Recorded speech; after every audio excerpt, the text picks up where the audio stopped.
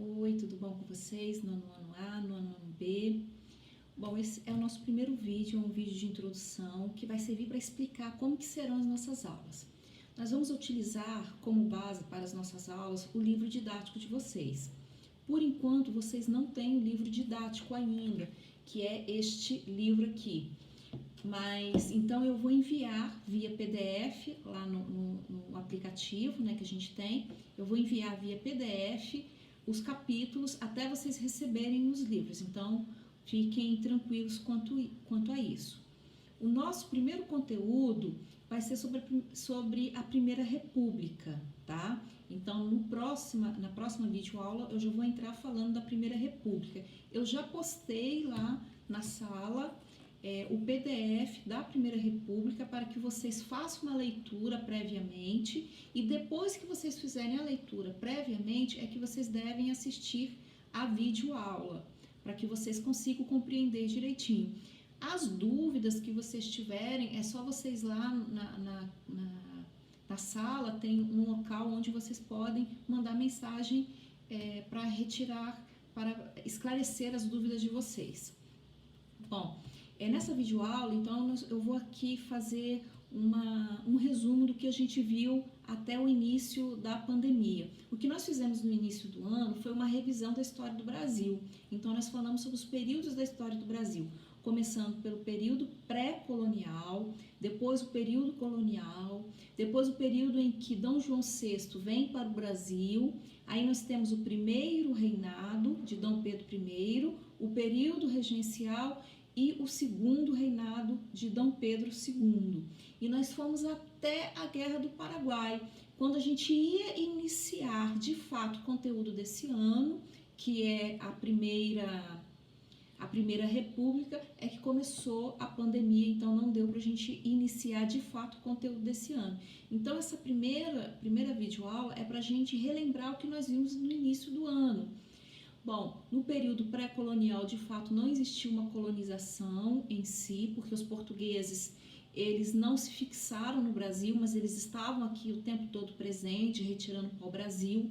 No período colonial, é quando eles vão se fixar no Brasil e vão retirar daqui principalmente a cana-de-açúcar, através de um sistema chamado de monocultura, onde eles vão produzir a cana-de-açúcar em grande escala, utilizando mão de obra escrava, totalmente voltado para o mercado consumidor. Lembrando que o açúcar era um produto muito valorizado e o Brasil tinha capacidades físicas, né, geológicas, para a produção deste produto.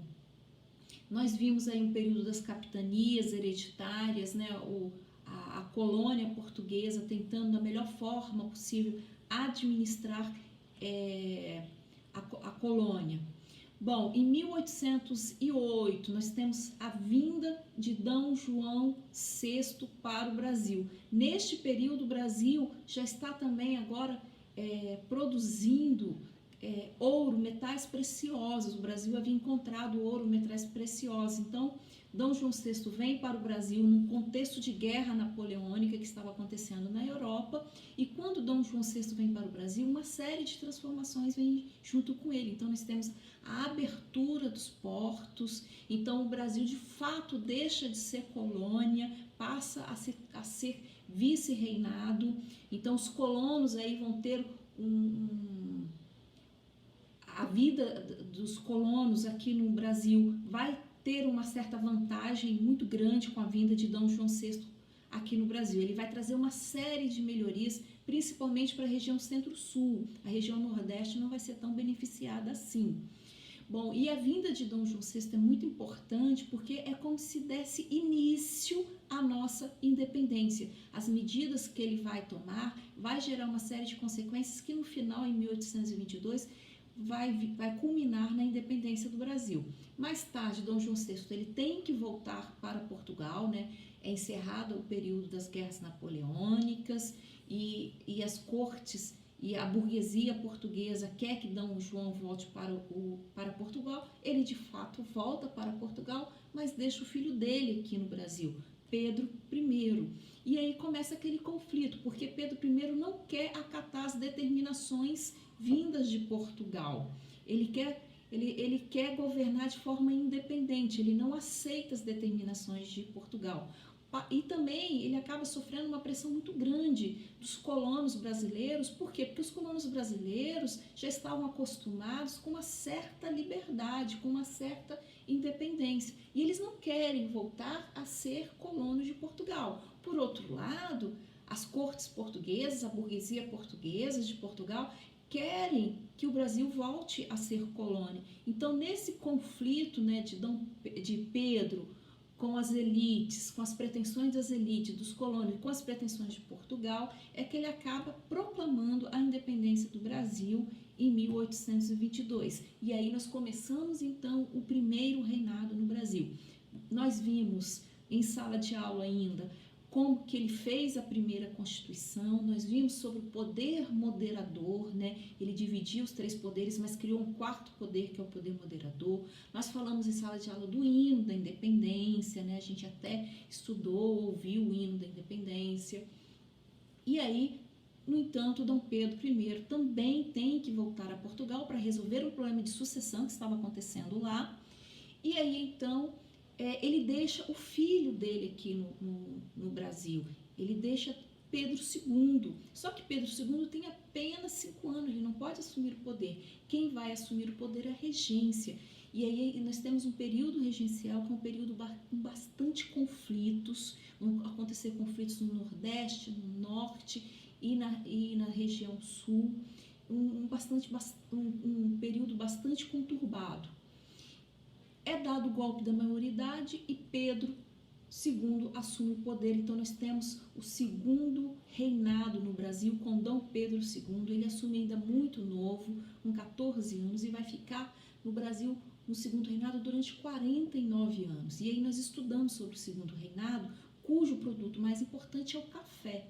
É a produção de café, utilizando ainda a mão de obra escrava, mas agora nós temos também a mão de obra imigrante que está vindo para o Brasil, e nós vimos também que vai ser durante o segundo reinado que começa o movimento abolicionista para acabar com a escravidão. Existe uma pressão inglesa para acabar com a escravidão, e nós vimos por que a Inglaterra tinha essa intenção de acabar com a escravidão, né? Porque a escravidão emperra o desenvolvimento do capitalismo e da expansão da indústria que ela tanto queria, que aumentasse o mercado consumidor, e nós sabemos que escravo não consome. Bom, e aí nós estudamos sobre a lei dos sexagenários, sobre a lei do ventre livre, até a lei que acabou com o comércio de escravo, é por isso que é chamado tráfico de escravo, que a partir daí passa a ser proibido. E nós temos uma série de movimentos que vai levar à abolição, à liberdade de muitos escravos. Em 1888, a princesa Isabel assina a Lei Áurea, e aí nós temos o fim da escravidão generalizada no Brasil. E aí se rompe de vez aquele conluio que existia entre a monarquia e a elite escravocrata, porque a monarquia meio que protegia essa elite escravocrata e essa elite defendia a monarquia. E os movimentos republicanos acabam ganhando mais força ainda. E em 1889 nós temos a proclamação da República, que é o assunto da próxima videoaula. Beleza?